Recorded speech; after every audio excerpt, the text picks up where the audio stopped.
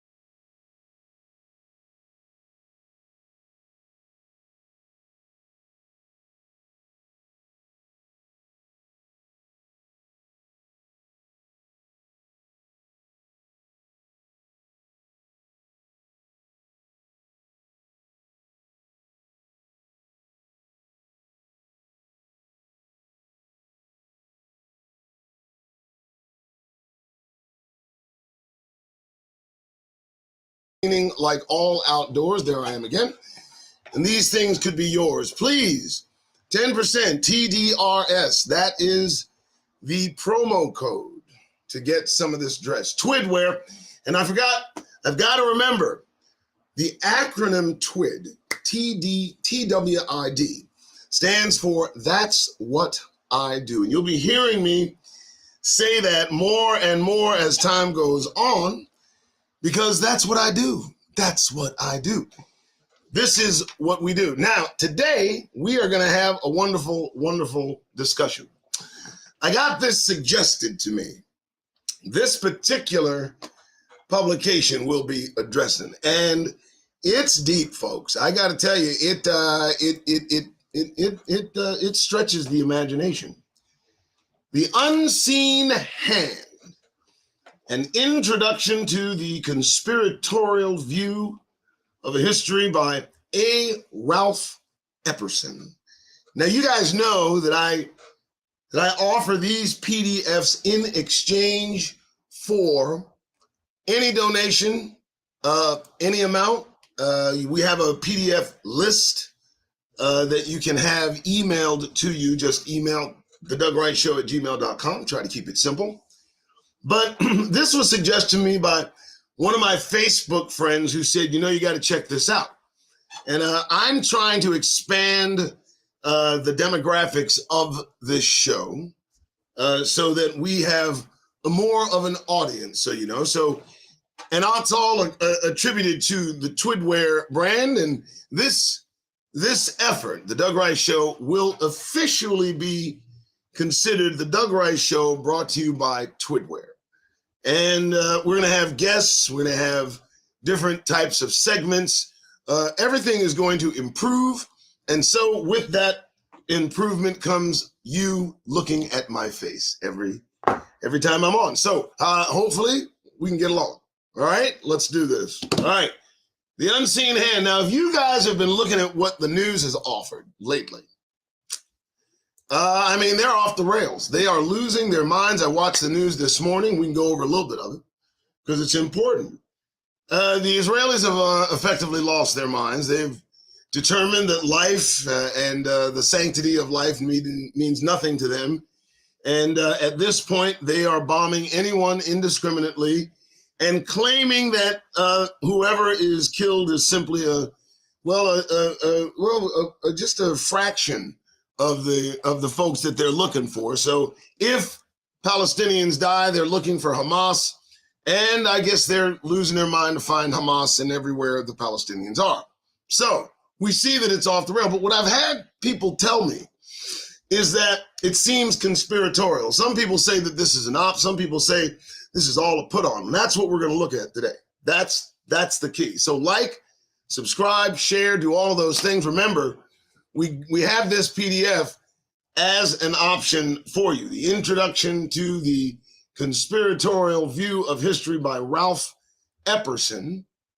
And I am going to read this through chapter 1. We're going to go through the introduction, a little bit about Mr. Epperson. We're going to look into this as we need to make sure to expand our view on everything that has to do with what's going on, because it's important we keep our eyes on every moving part of this puzzle. All right, here we go. So Ralph Epperson, this was printed in 85. Now I want you to look at the table of contents.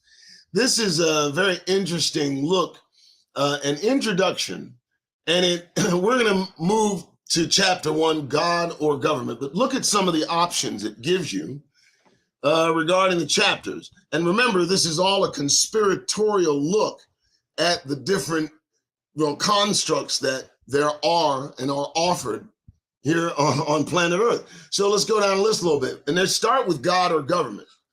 Conspiratorial, the unseen hand in God and in government. 2 freedoms. 3 forms of government, economic terms, inflation, money and gold, additional economic terms. The secret societies. That's chapter 8. We might go through that. Who knows? Communism, the Russian Revolution, and the Cuban Revolution, the American Revolution, the Rothschild family. We know there is an unseen hand in that entire structure. The Monroe Doctrine, the Civil War, the Federal Reserve. Whoa. Graduated income taxes, nonviolent organizations, an unseen hand in nonviolent organizations. That ought to be interesting. The unseen hand in population control, the Trilateral Commission. Do not make the mistake of thinking that these structures do not exist. They still do. The purpose, the Iron Mountain, World War I, World War II, communist betrayals, the atomic bomb, the exposures, the Korean War, aid and trade, treason, science versus reason, abortion, and Letrial. I think that's how that's pronounced. World government, peace, humanism, education, victories, the greatest victory, removal, assistance, responsibility. So there we got 41 chapters on this subject. The unseen hand, an introduction to the conspiratorial view of history. And another thing we'll be doing as well, folks, just to give you a heads up, we're going to have guests on. I'm going to be interviewing people. The intent today is to interview and start a segment regarding the medical establishment and the caution that Negroes must take when they go to the doctor, when they go to an emergency room.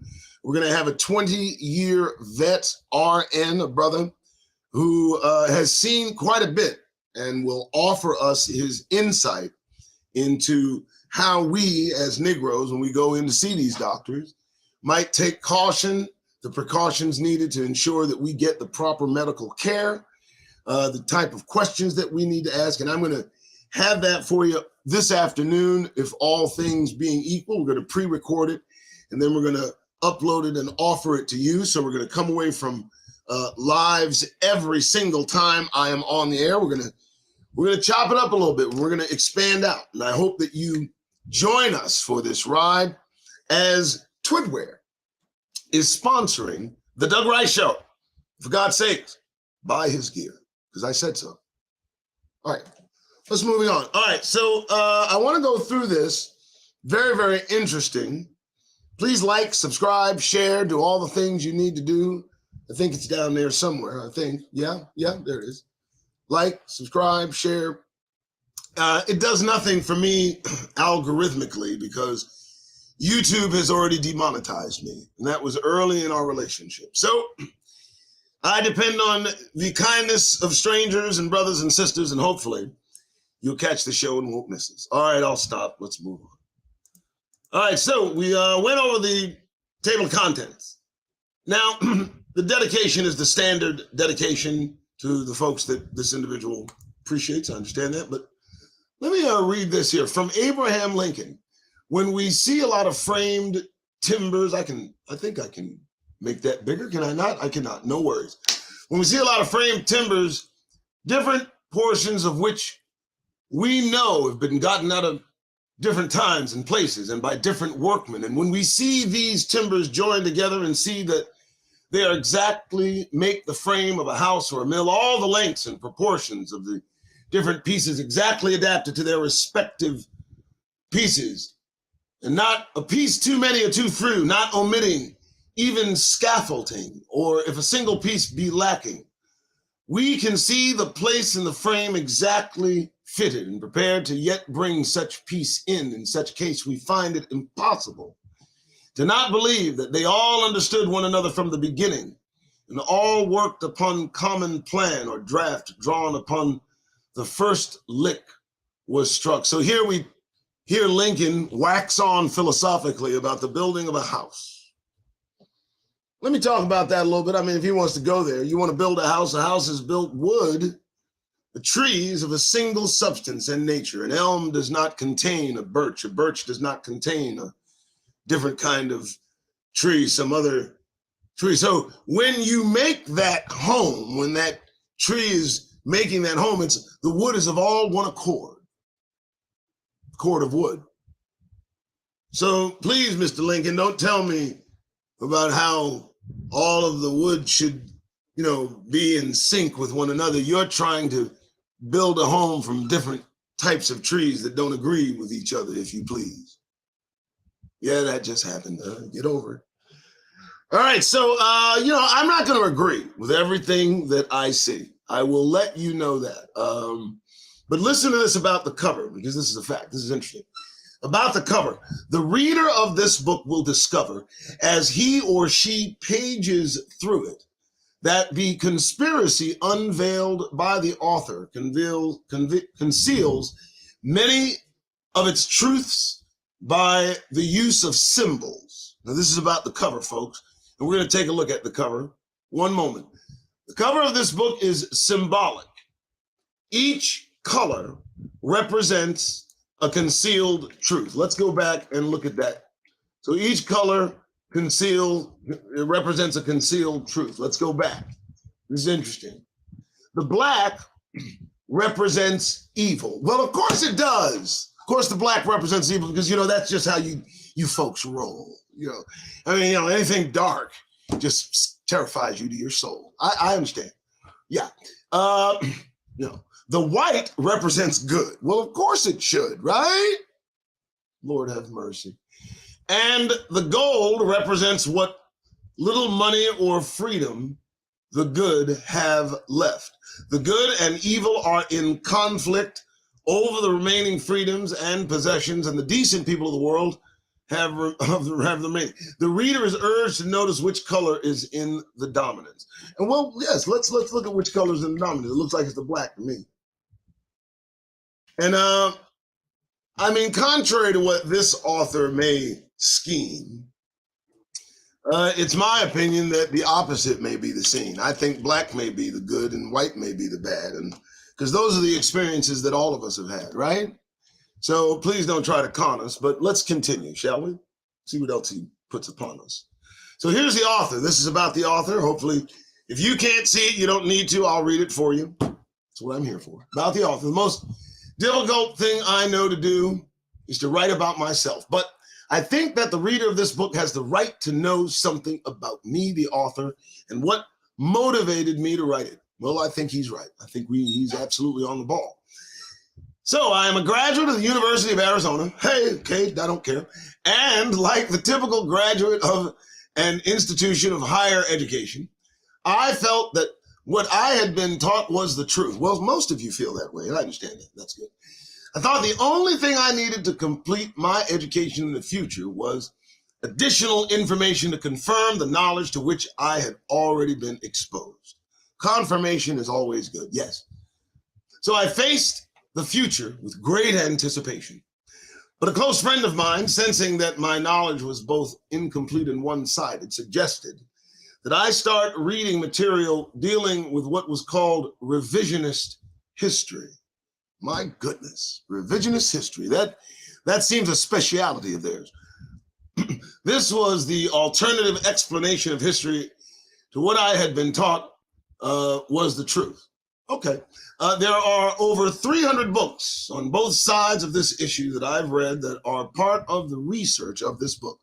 So he read 300 books and put together this book. Okay, fine. That figure, I am certain, is not an impressive number to those who are true book addicts. But I mention it only to illustrate that the ideas in this book are not mine, but those of the individuals who have taken the time to record their perspectives on the events in which they were personally involved or which they researched in depth. So he's ready to lay blame in case you don't like the book. He just wants you to know it wasn't him. Yeah, okay. But as I read, I noticed that there was no one volume that covered a complete history of the conspiracy, and it is this void that I hope to fill. It is my intent to catalog as much of the history of this conspiracy as is possible in a single volume. 41 chapters. No, you should have broken it into 3. I have made extensive use of quotations from the works of others as a means of convincing the skeptic that the evidence of the conspiracy's existence comes from other than the author. I understand it. Okay. Still laying blame. Got it. What the reader will see as he progresses through this book, I am convinced, is a picture of a giant conspiracy so immense that it poses the greatest threat to the freedom and rights of all human beings, not only in the United States, but all over the world. I think that conspiracy might be taking place right now. Who knows? It is likely that as the reader completes this book, despair will replace curiosity. No, I'm not going to be in despair at all. I'm not going to care at all. And I'm going to read it, and it'll be read it, and that's it. I'm going to forget it. That's it. I'm not going to forget it. I'm going to remember it, but you know what I'm saying. Anyway, I'm not going to fall apart. I apologize. Oh, goodness. This is interesting. So this is an unfortunate consequence of my research. And the author is sorry that he must be the bearer of such bad tidings. Despair, however, can reasonably be replaced with cautious optimism. The battle is not yet over, and there is reason to be encouraged. You are the final participant. Yes, you, Negroes, are the final participant. What happens will largely be dependent on your actions once you've read this book. Well. What have we here? What have we stumbled on? I don't know. The Unseen Hand by A. Ralph Emerson. It appears that he's taken the time to go through about 300 or so books and has offered this as a way to prove that there are conspiracies afoot. Now, I'm going to read through till the end of chapter 1, the beginning of chapter 2, and then I'll be through. But I offer this PDF to you in exchange for any donation that you want to give, because it's true. I hope you give. I got. In fact, I think Detrina, if you remind me, for $200. I know that's a blinding amount of money, but you'll get 60 PDFs. That's a lot, and I got a lot left. So support the Doug Rice Show. Okay, we'll just keep reading. All right, so let's continue. Like, subscribe, share. Don't want to put too much of that out there. What are we going? Introduction. So let's talk about this again. The Unseen Hand, A. Ralph Epperson. We know now his bona fides. We have his details. Let's see what he's talking about in the introduction. Let's move. Introduction. Wars start when one nation moves into the territory of another. Well, isn't that apropos? Isn't that timely an opening? Depressions occur when markets take unexpected downturns. Inflations occur when prices are driven up by shortages. Revolutions start when the people always spontaneously rise up to overthrow the existing government. All right, well, you seem to have a bead on things. Let me see here. Let me see if I can get that up a little bit. All right. These are the traditional explanations of historical events. Events happen by accident. There do not seem to be any causes. But this explanation of history leaves gnawing questions in the minds of serious students like you and me. It's possible that government leaders and others planned these events and then orchestrated them to their desired conclusions. Is that possible? Is all of this just some conspiratorial exercise? Is it some kind of falsity brought before our eyes? What is this, I do surmise? I'm going to stop that right now. Okay. Is it possible that even the greatest catastrophes of history were part of this plan? Is it possible? I don't know. There's an explanation of historical events that answers these questions in the affirmative. To the accidental view, the view that is commonly held today, it is possible, therefore, to summarize the major events of history into two alternative schools of thought. Roll with me, folks, because here's what he taught. I don't know. Let's go. The accidental view of history. Historical events occur by accident for no apparent reason. Rulers are powerless to intervene. How does that sound to you? I don't know. Let's talk about conspiratorial view number two. Conspiratorial view of history.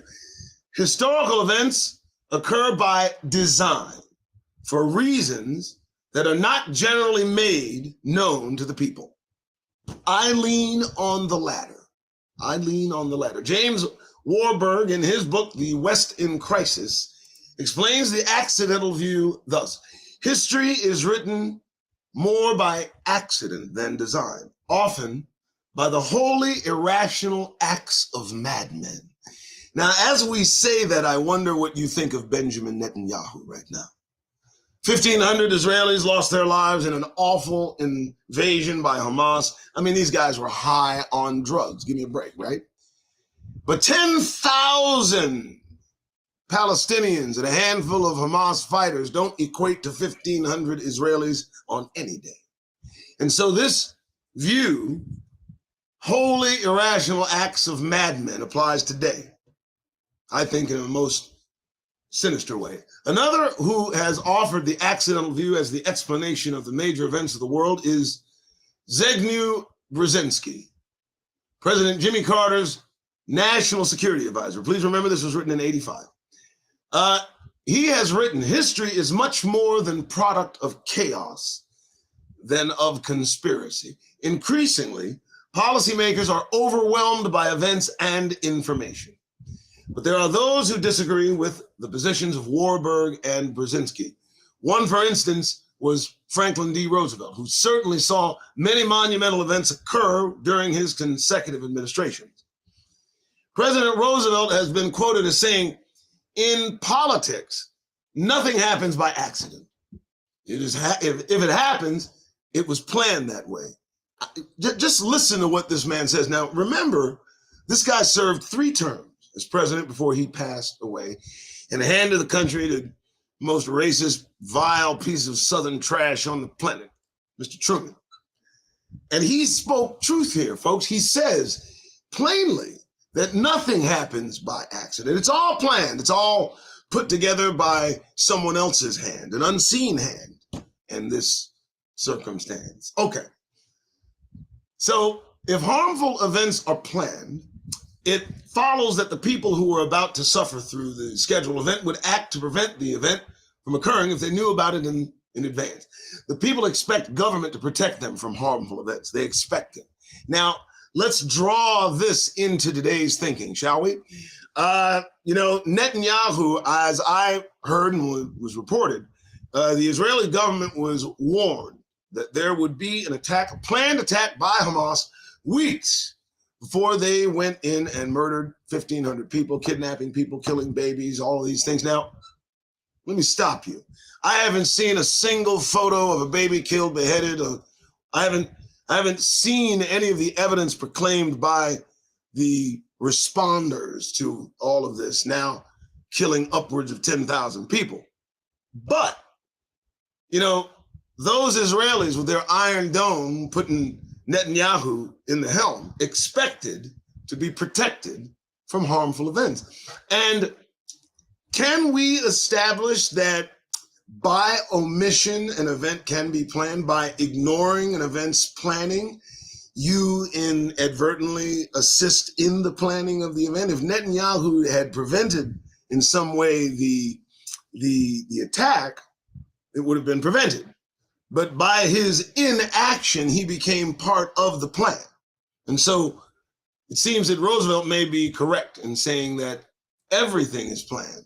So the loss of life, the 1,500 Israelis who lost their life due to this attack, this event was planned. And part of that planning was in the, I guess, ignoring and looking the other way, allowing it to happen so the response could happen, because the response is overwhelming. Let's go back to it. I apologize. I mean to drift. All right, here we go. But if the events still occur after the government officials have been expected to prevent them, in the case of Israel,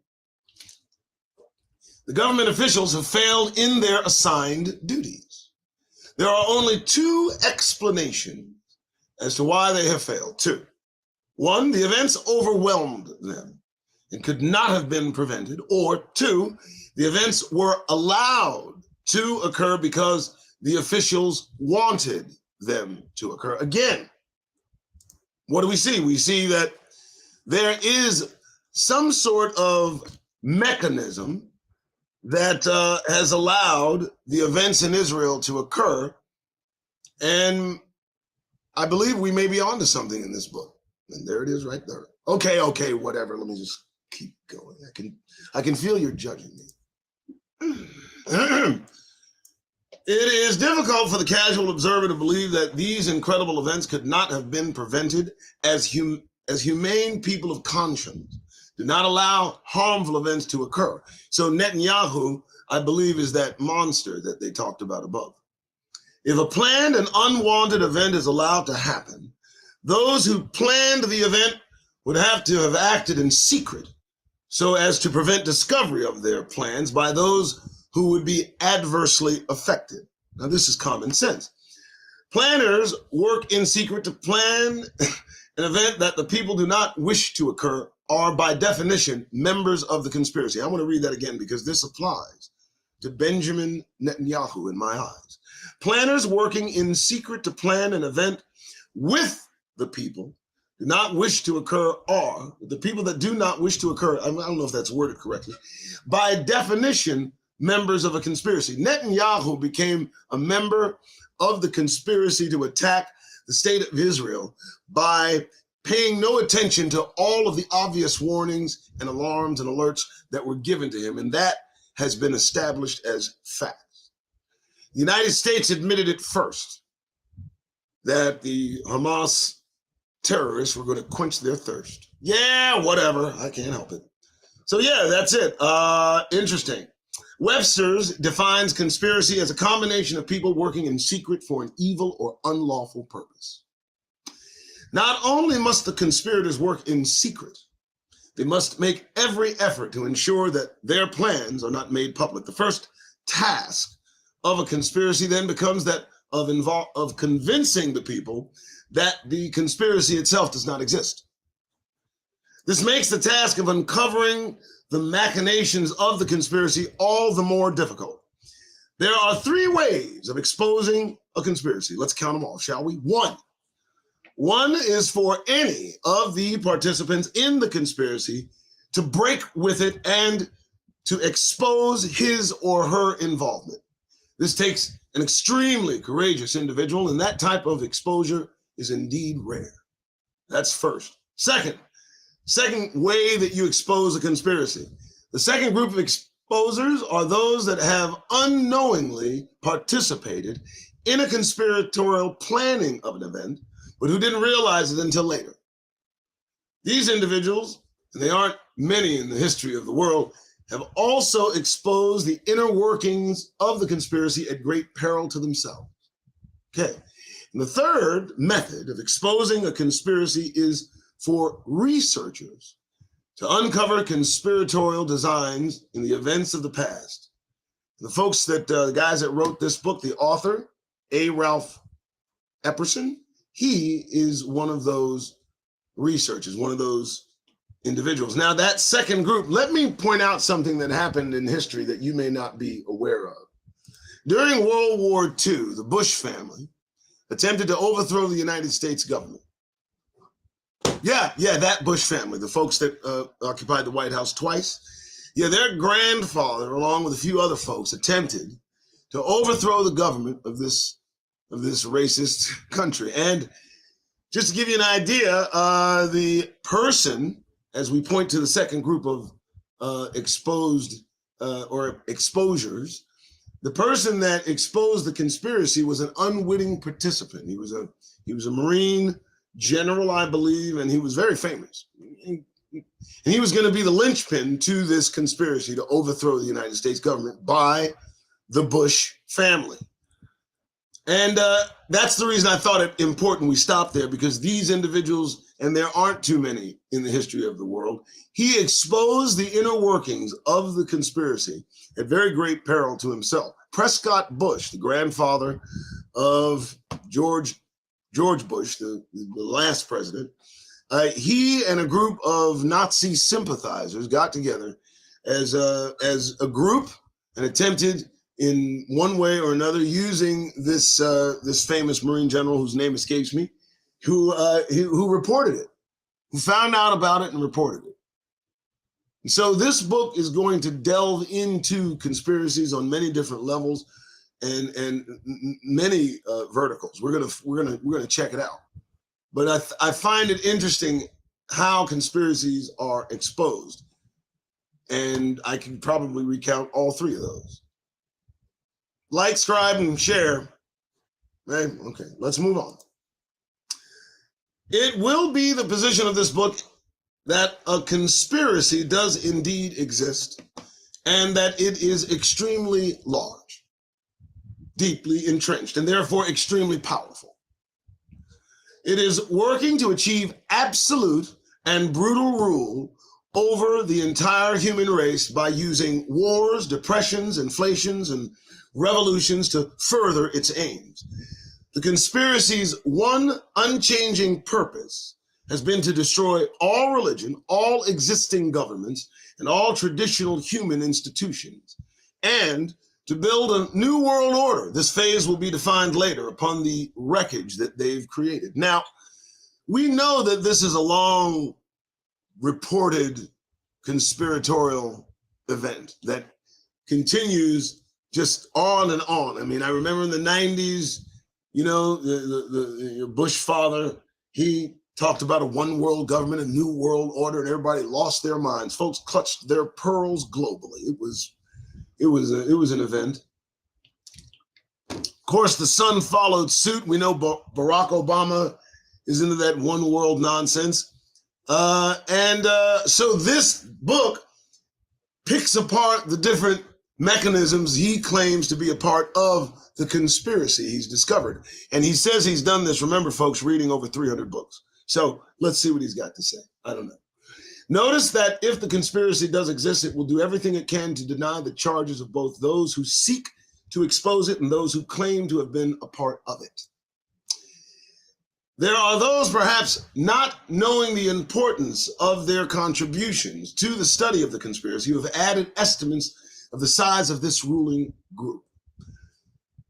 One was Walter Rathenau, who in 1909 controlled German general election. He said, 300 men, all of whom know one another, direct the economic destiny of Europe and choose their successors from amongst themselves. That sounds about right.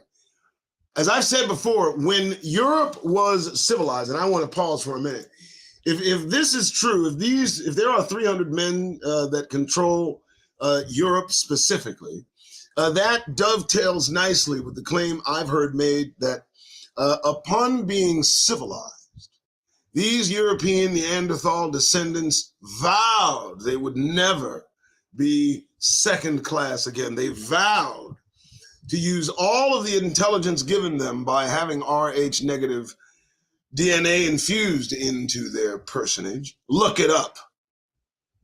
And as we know, the DNA of Rh negative people makes them slightly intelligent. intelligent, more intelligent than the common hue man. Blonde hair, blue eyes, usually very pale white skin, very sensitive to the sun. That's right. The facts I won't run from. So it stands to reason that in 1909, and someone controlling Europe in his mind, 300 men, that's what he said. He said that they would direct the economic destiny of Europe. Now, this was written back in 1985, and they choose their successors amongst themselves. They keep it in the family. That's right. So, yeah, let's continue. Let's see what else he said. All right, let's move on. Another informed observer, Joseph Kennedy, the father of the late President John F. Kennedy, identified the number of individuals who run America. Well, we went from Europe to America. Let's see what we find out. I don't know. 50 men have run America, and that's a high figure. 50 men. Wow. Dr. Carroll Quigley, a professor of history at Georgetown University's Foreign Service School, and who formerly taught at Princeton and Harvard, has written a 1,300-page book entitled Tragedy and Hope. This book, published in 1966, was, according to the author, the result of 20 years of research into the conspiracy. And Dr. Quigley concludes, there does exist and has existed for a generation an international Anglophile network which operates to some extent in the way the radical right believes the communists act. Notice how she worded that. An Anglophile. You know, these folks think they're descendants of angels, and they are fallen. In fact, this network, which may identify as the Round Table Groups, has no aversion to cooperating with the communists or any group, and frequently does so. I know of the operations of this network because I have studied it for 20 years and was permitted for 2 years in the early 1960s to examine its papers and secret records. Well, aren't you trustworthy? But Quigley took a step none of the exposers have publicly taken. He admits that he is a supporter of the conspiracy he has written about. Whoa. I have no aversion to it or most of its aims, and have for much of my life been close to it and many of its instruments. I have objected both in the past and recently to a few of its policies, but in general, my chief difference of opinion is that it wishes to remain unknown. And I believe its role in history is significant enough to be known. Whoa! So we got a guy here that's shameless. Another sign of an indication of the sign of the end. People have absolutely no shame. And I can imagine the details of the conspiracy have to be abhorrent. You know, they have to involve death. They have to involve the depopulation. They have to involve, you know, the elimination of everything that's not an Anglophile. You know, yeah, that is more likely the way this is rolling. The protection of these creations is a bane on other nations. We have read that these beings, these barbaric Aryans, because that's who we're talking about, these folks that descend from the Caucasus Mountains, they were kept at bay for years above those mountains by, of all people, the Khazarians. Okay, and of course the other folks who may have assisted, and this is historical fact. The intermingling of these barbarians with the Khazarians caused an outpouring outside of the Caucasus Mountains holdings. And the structure of those mountains that held these warring tribes at bay kind of slid over into Europe, and they're right there to this day. And then, of course, they decided to wander, and they decided to seek, and they wanted to settle, and, you know, all that good stuff. And they came their asses over here in the United States and started warring over here, for goodness sakes. So, it's everywhere. I just thought I'd say so. Like, subscribe, share. Here we go, folks. Let's continue. Interesting. The ultimate purpose of this conspiracy is power. Power. The reason you grab for power is because you have none. I'm going to just leave it there. There are some who desire this more than even material goods, although the two frequently go together. One such individual was the previously mentioned Joseph Kennedy. Interesting. Family admirer and author Pearl Buck wrote the following in her book, The Kennedy Women. Rose Kennedy, the wife of Joseph Kennedy, knew the man she loved a power beyond the power of money. He wanted the power of government, and he would have it. The conspiracy that Dr. Quigley and others saw then needs conspirators. And it is logical to ask why illustrious men of wealth and fortune would join such an enterprise. One who answered this question was author Blair Cohn, who wrote in this book, The Red Web. The answer is quite reverse of the question. These men involved in these conspiracies become illustrious primarily because they were part of the conspiracy. So those involved do not become rich and illustrious and then join the conspiracy. They become rich and illustrious because they are members of the conspiracy. But what is their motive? What prompts men to seek wealth and position? Former Congressman John Schmitz explains that there is an additional goal: power. Again, men who seek power don't have it. That's the reason they seek it and want to hold on to it. I think power is subjective, but let's move on. Men join the conspiracy to gain money and then power. Schmitz wrote, when a person has all the money he needs, his goal becomes power. Now we kind of understand what's happening to Jeff Bezos. We understand what's happening to Elon Musk. We certainly understand what's happening to Bill Gates. I mean, this guy is losing his mind with power, and somebody's going to stop him before it's too late, I hope. I mean, think of what he's done. First, he put enough vaccines over in the Middle East, India area, and Africa. He's killed and sterilized millions of women and people of color. He descends from eugenicists. So can you imagine this nerd who worked in his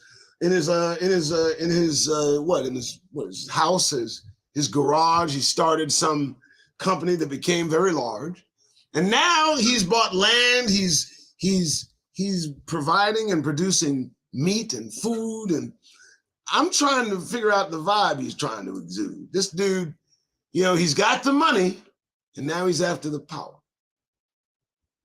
I mean, and he's pursuing it at this very hour. We all know it too. And it happens to all of them through and through. And I mentioned Bezos. What's happening to him? He wants to go to space. And there we go, the other guys joined in the race. Elon Musk. So I think this is true. The motive behind these powerful men is more power too. So let's continue. I'm just freestyling. Okay. Benjamin Franklin explains this connection between money and power when he said, there are two passions which have a powerful influence on the affairs of men. These are love of power and love of money. When united, they have the most violent effects. He's right. I think these things connect. However, power itself has a corrupting influence on those who seek it. I like the way he put that, on those who seek it. Now, for those who are given power and responsibility without seeking it, I believe they have a different frame of mind and approach. I do. However, power itself has a corrupting influence on those. In an oft-quoted truth, everybody's heard this, the Lord Ockham explained power thus. Everybody's heard this. Power corrupts. Absolute power corrupts absolutely. That is in the case of every sentient being, everything except, I believe, God Almighty, because he has absolute power and he is incorruptible. I thought I'd throw that in there. Those who seek power will be corrupted by it. That is a truth. They will be willing to intentionally cause depressions, revolutions, and wars in order to further their desire for more power. This corrupting nature of the very pursuit of power explains why the moral mind of the individual who neither desires power over others nor understands the desire for such power cannot fathom why power seekers would want to create human misery through wars, depressions, and revolutions. I think that's a very good a question and take on what Benjamin Netanyahu is about these days. Let's not forget that Netanyahu was under investigation for corruption in leading the Israeli nation. He was convicted. He was caught with his hand in the cookie jar, and he dug that hand in there deep and far. So he is a corrupt individual. He doesn't have character. He doesn't have the things that make up an individual's having good character. He's proven that. That's been proven. And now he, in my mind, allowed the attack on the Israeli people, who some know that for a fact.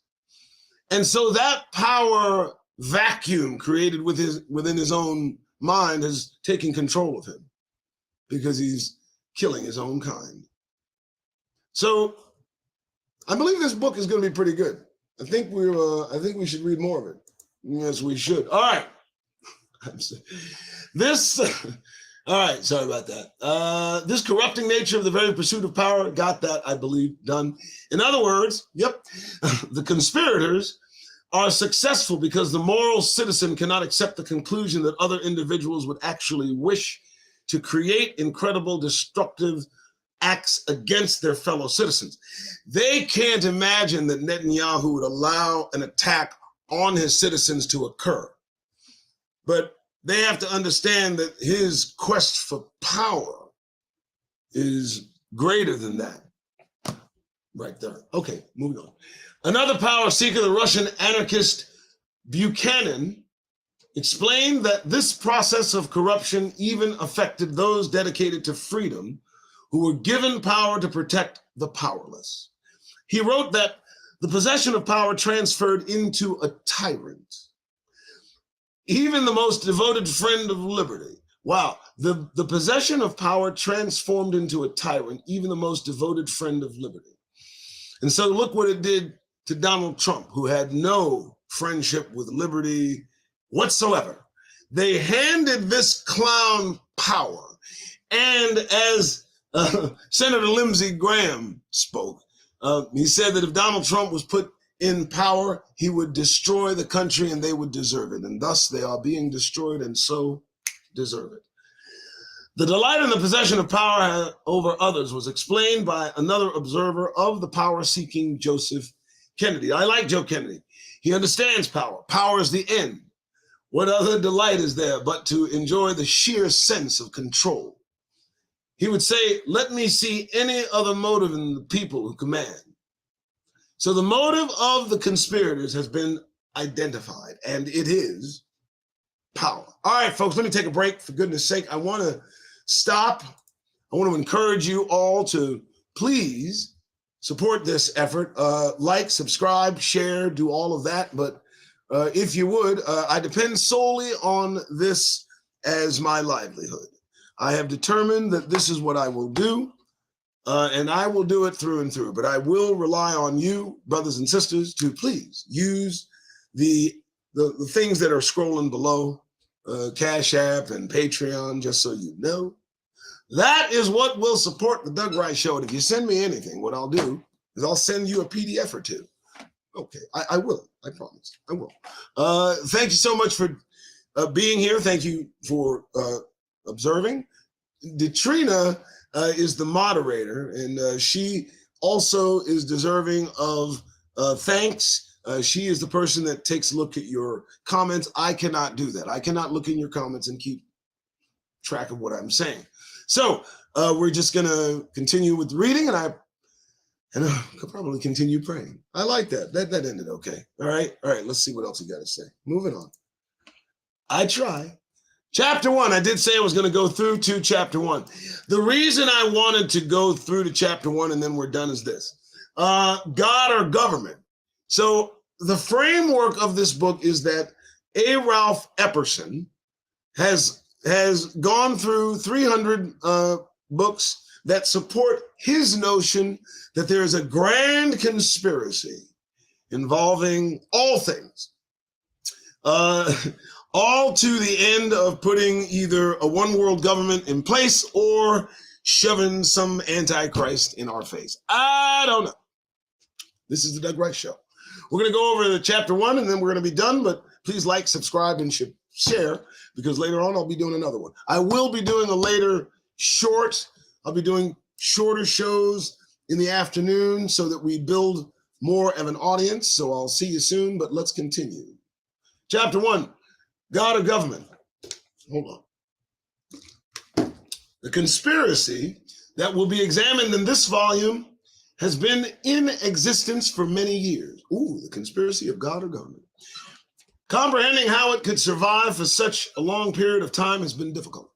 One explanation of its lengthy existence was offered by George Orwell, the British socialist who wrote Animal Farm and 1984, 2 books on the subject of absolute power in the hands of a few. He wrote, "The party is not concerned with perpetuating its blood, but with perpetuating itself.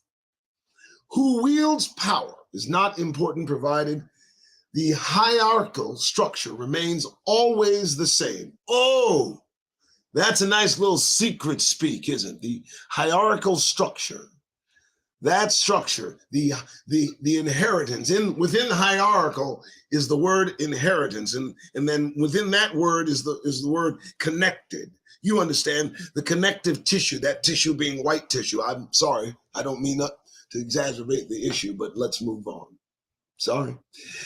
The method by which the conspiracy recruits new members to replace those who retire or die is explained by Norman Dodd, an investigator and researcher into the existence of the conspiracy. Mr. Dodd explained, "The careers of men are watched.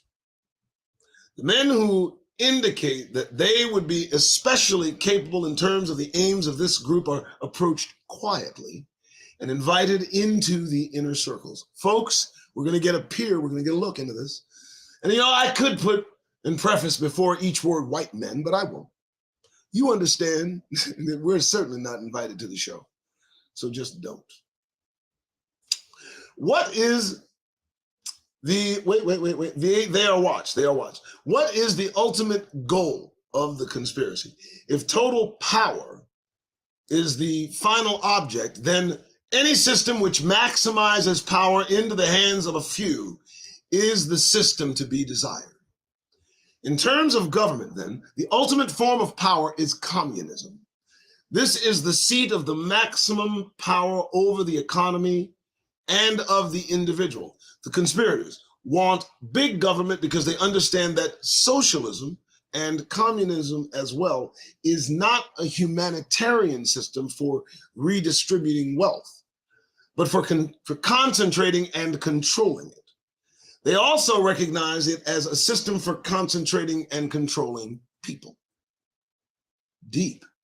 It is common for detractors of this position to claim that the last thing that the wealthy of the world want is government control over or ownership of the factors of production. But as we shall see, socialism or communism offers the conspiracy the greatest vehicle for concentrating and controlling the wealth.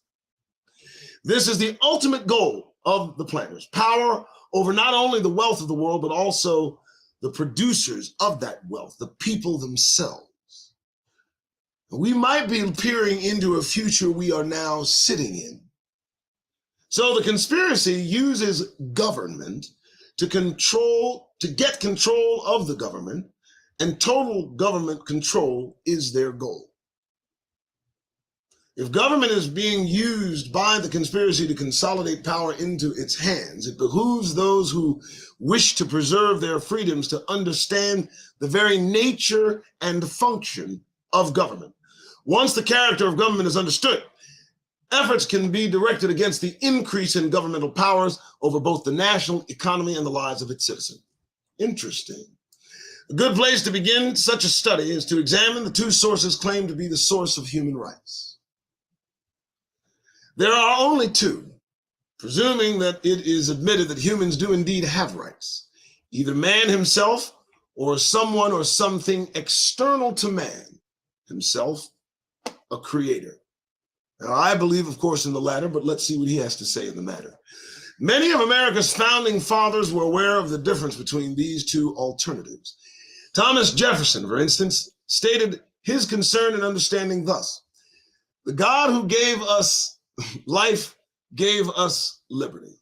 Can the liberties of a nation be secure when we have removed a conviction of that these liberties are the gift of God? Now, wait, who was Thomas Jefferson talking about, though? I seem odd. Now, when he talks about liberties and he talks about God and he talks about men, he's only talking about white people in every instances, and even then, okay? He's certainly not talking about Negroes, because he never considered us one of those. So we'll see how the rest of this goes, just so you know. Welcome to the show. However, I'm just saying, however, the corresponding alternative explanation argues that our rights come from government, the creature of man himself. This contention holds that man creates government to give man his rights. I don't know in that respect, but all right, let's see. A stern warning for those who do not distinguish between these two alternatives came from William Penn. He wrote, "If men will not be governed by God, then men must be governed by tyrants." Now that I like. I profess to be a theocrat, and God has yet to arrive. So I believe I'll see it one day. I just got to stay alive. We'll see. All right. There are 4 references to a creator in the Declaration of Independence for white men. I added that because that's what it's saying then. But certain of America's leaders are now asking that God must be separated from the affairs of the government. If this separation is made, as Mr. Penn indicated, the people will be governed by tyrants. I believe that. And future tyrants will do all they can to separate a belief in God from the belief of government. I wanted to ask my audience if you knew that they are baptizing people in the name of Donald Trump these days. Yeah, I just thought you'd want to know that these are the things they're incorporating into their ways. Yeah, so tyrant. I see Donald Trump as a potential tyrant, but he's too much of an idiot to be a real threat. But we'll see. They have to vote him in yet. I don't know. Here we go. That's pretty interesting. That's pretty interesting. I like that. A good example of the philosophy that governments grant human rights to their citizens is found in the International Covenant on Human Rights passed in 1966 by the United Nations. It reads in part, "The states parties to the present covenant recognize that in the enjoyment of these rights provided by the state, in conformity with the present covenant, the state may subject such rights only to such limitations as are determined by law." This document, passed unanimously by all the parties voting, including the United States, concluded that man's rights are granted by the government. Now, let's examine closely who's signing these docs. I mean, I don't know that most of them look like you and me. It's interesting that these individuals presume and take upon themselves that they shall give you and I what we shall have. It's enough to make me laugh right in their face. But I know our God will be here soon to put them in place. Okay, let's just keep going. It further concluded that these rights could be limited by law. In other words, that which the government grants can be controlled by the granting party, the government. That which the government gives can also be taken away. Sounds to me like the government is trying to take the place of God Almighty, but we'll see. Man's rights under this thought are not very secure. You can be sure of that. Governments can change, and with the change, man's rights can disappear.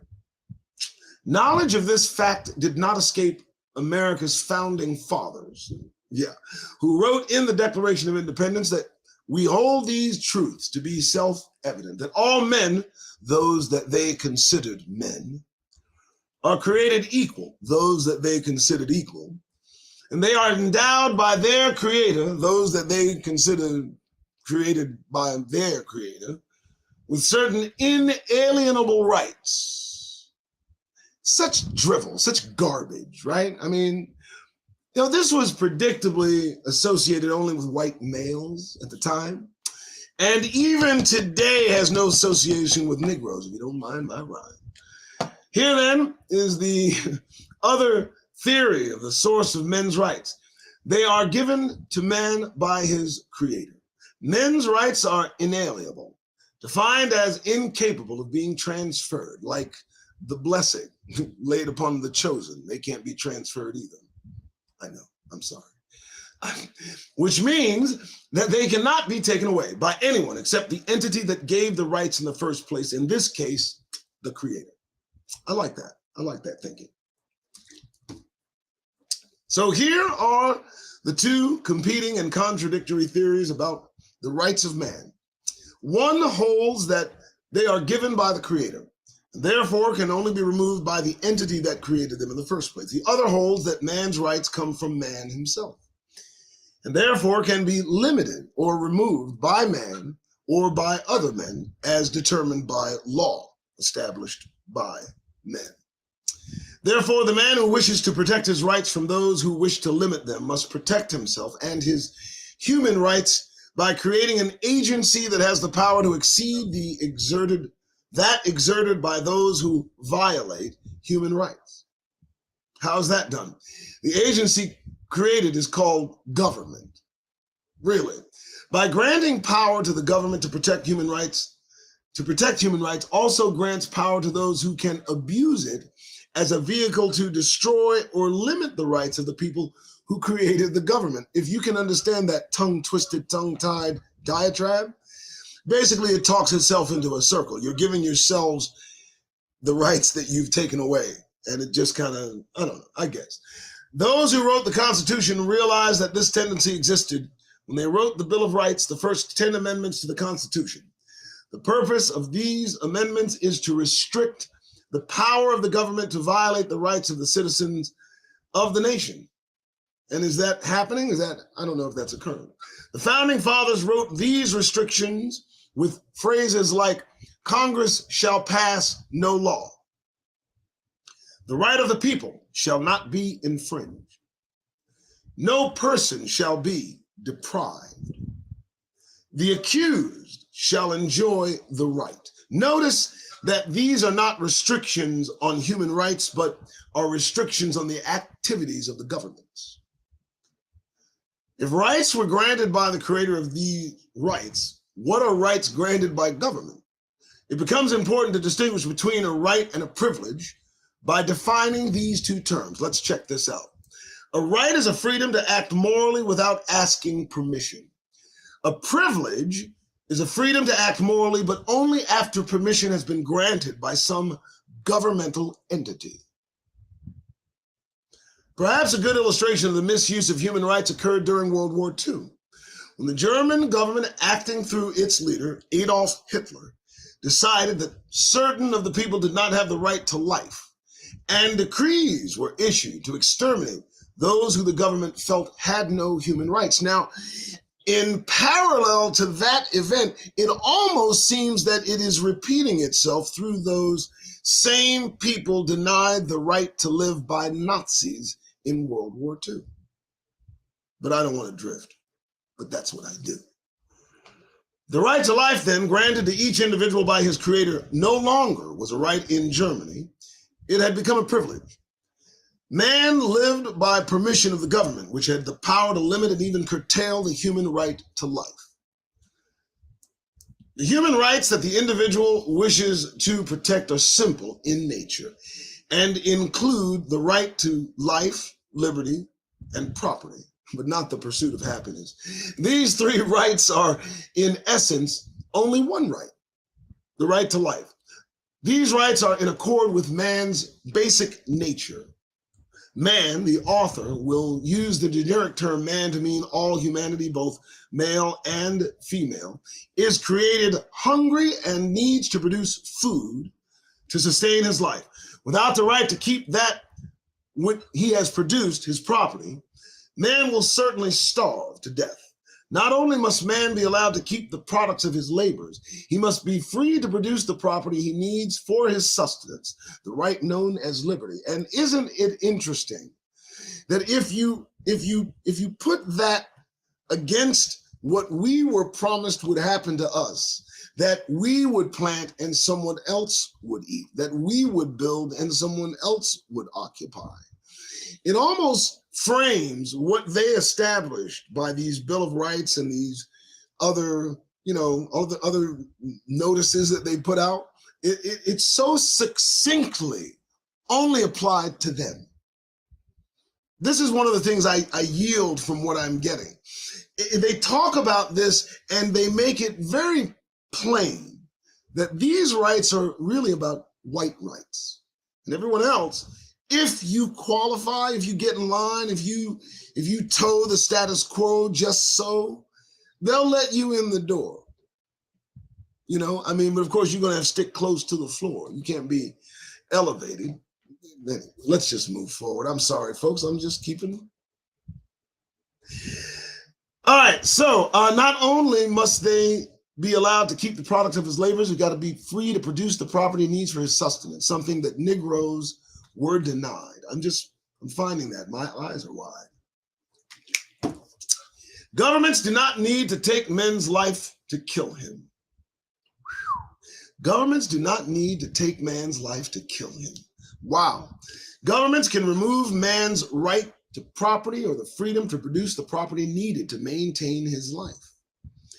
A government that restricts man's ability to keep what he produces, his property, has an equal ability to kill a man as surely as a government that takes away or takes his life wantingly, such as in the case of Germany.